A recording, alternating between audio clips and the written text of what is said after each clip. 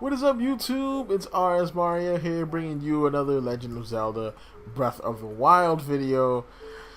Alright, so this one is going to be an interesting one, and I highly advise you to watch my timeline video before watching this, because there are two theories here, and the first one heavily involves my timeline, my kind of Breath of the Wild timeline theory. The second one, of course, would be going off of what would happen if it was done in the normal timeline, because both of these are very valid possibilities. But here we go. So the Sheikah, they're one of the most prevalent races in the game, and they're also one of the most interesting, because they kind of take on, we know that 10,000 years ago, they were these technical powerhouses, that kind of, they had magic, but they were more of a technological race that stopped Ganon the first time. And then we know, of course, that backfires and, things happen. And they end up being these kind of rustic type of, living off the land type of people we see in Breath of the Wild proper. Now, if technically in Ocarina of Time there's only one Sheikah, how are there so many Sheikah in Breath of the Wild? And I do kind of go over this a little bit in the timeline video, but this one I'm going to kind of dig a little bit deeper into that. Now, if you did watch that video, you would know I was talking about there being a fourth timeline. Now, technically in this fourth timeline, due to the events I explained over there in that video, technically the Sheikah tragedy, or the tragedy that wipes out most of the Sheikah, doesn't happen. Now, that's not to say that most of the Sheikah don't die out, because of course there is the Calamity Ganon problem that happens later, but that doesn't kill nearly as many Sheikah as whatever the tragedy was that happened pre-OOT. But that doesn't happen because of what happened with that timeline. Now, the Sheikah, this explains how the Sheikah could become a prevalent powerhouse. But one thing that's not explained is how they're missing some of their cultural, their cultural markings. Like the Sheikah eyes. If you look at Impa in Breath of the Wild, she doesn't have the Sheikah eyes, which is weird, because all Sheikah kind of share this trait: red eyes, dark skin. But not this Impa. She kind of has the dark skin thing on, but she doesn't have the red eyes, which is weird, seeing as though she is pretty much the epitome of a Sheikah, But her full blood, her blood sister, does have the red eyes, which is weird. So that brings me to this part of the theory.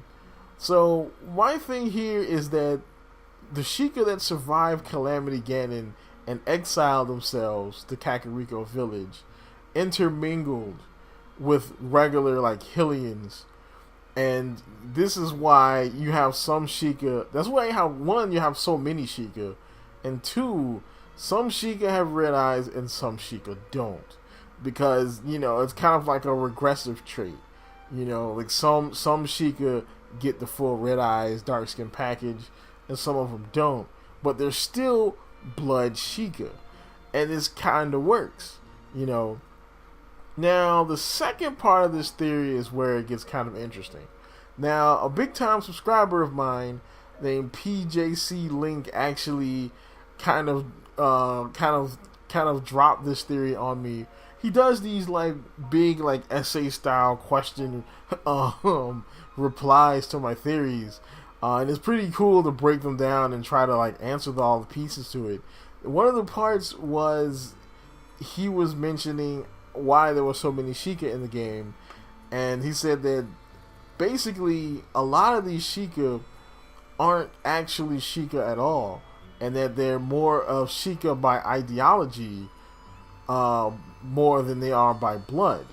And that's an interesting thing, because now technically, let's say that my timeline was wrong and that the Sheikah tragedy did happen and then OOT happened Impa becomes a sage, and she doesn't have any children somehow, and the events of the unified and split timeline continue as they were up to wherever Breath of the Wild stands in the timelines.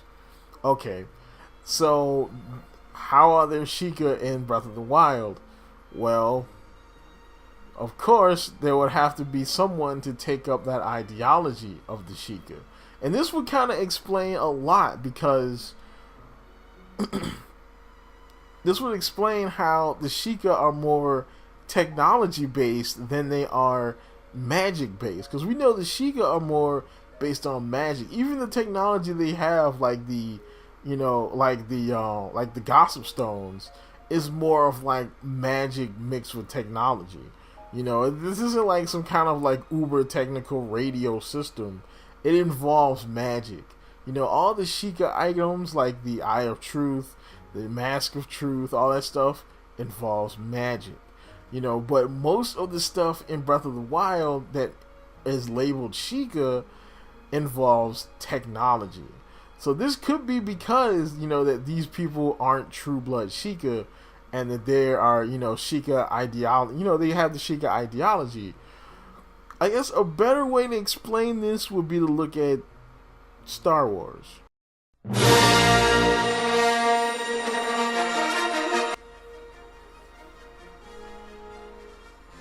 So, if you're kind of deep in Star Wars lore, you know that there are technically two factions of Sith.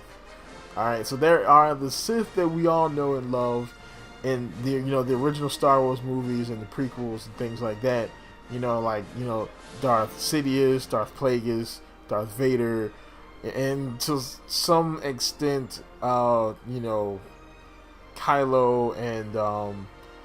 and the other dude, the kind of messed up looking dude.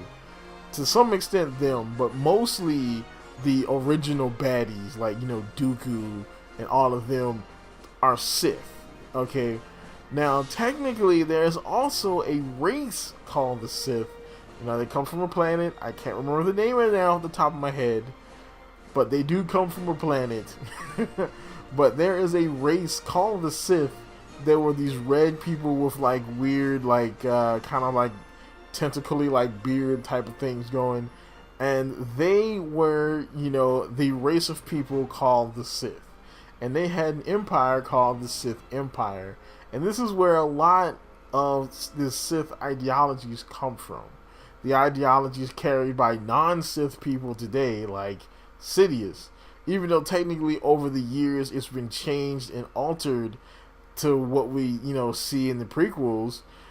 Technically it is still kind of the ideology of the original Sith race, is to make an empire that spans the galaxy, just different now that the Force is a big part of this. I think the same thing kind of goes for the second part of the theory with the Sheikah, that okay, yeah, there were once a race of people called the Sheikah, but they died out due to the tragedy. At least most of them died out. There still has to be some Sheikah blood there, because Impa's sister does have red eyes. But we can definitely say that maybe many of these Sheikah, Impa and her sister, and there's a few others not included, are just normal people who are carrying an ideology, albeit altered ideology, of the Sheikah. Whew, that is an interesting theory. I mean, I might have to hit this again in another video, because that's pretty interesting. Like, I mean, I still like my timeline, and I still think that it kind of works and it kind of explains everything. Because if there wasn't like a Sheikah disaster, like a pre-OOT disaster, because of the stuff that I explained in that video, it would all kind of fall into place, But I can this one also works, if there was, the second part also works, so that's interesting. So put in the comments what you would like to see me do a theory on next, because I mean, there's still more Breath of the Wild things I want to talk about, But of course, I still want. I think I want to branch out beyond Breath of the Wild in the Zelda universe for more theories again. I mean, because one of my favorite videos is my regular Ganon video, and it's probably one of my most hated videos too because I got a lot of heat for that theory. I think I want to do another theory like that again, but put it in the comments what theories you would like to see me tackle in Zelda Breath of the Wild or otherwise. And as always, like, comment, subscribe, and as always, folks, keep it real.